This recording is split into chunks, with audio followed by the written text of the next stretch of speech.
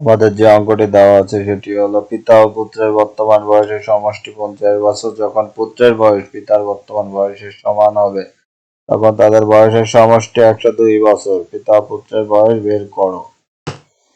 তো আমরা এখন চলে যাব সমাধানে। এখানে আমাদের বলছে পিতা ও পুত্রের বয়স বের করুন, কিন্তু ইনফরমেশন দেওয়া আছে পিতা ও পুত্রের বর্তমান বয়সের সমষ্টি 50 বছর। তাহলে আমরা পুত্রের বয়স x ধরে নিলাম এবং পিতার বয়স y ধরে নিলাম। তাহলে x + y = 50 বছর।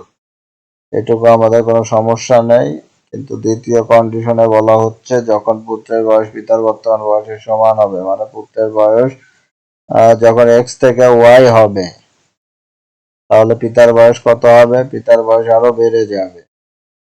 পিতার বয়স যখন বেড়ে যাবে মানে পুত্রের বয়স কত বছর পর মানে y বছর হবে সেটা আগে আমাদের বুঝতে হবে। পুত্রের বয়স যখন এই পিতার বয়সের সমান হবে তখন কত বছর সময় লাগবে? তখন সময় লাগবে y - x, আর ততক্ষণ পিতার বয়স আরো বেড়ে যাবে। তাহলে y + y - x, এইটা ইকুয়ালটা আমরা লিখবো 2y - x।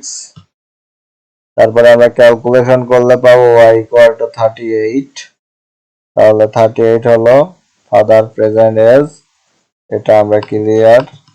এখন সন প্রেজেন্ট এজ বের করতে হলে আমরা এই 38 এই সমীকরণে বসিয়ে দেব। এখান থেকে আমরা পেয়ে যাব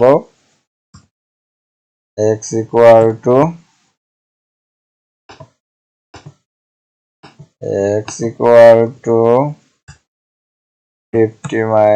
38 =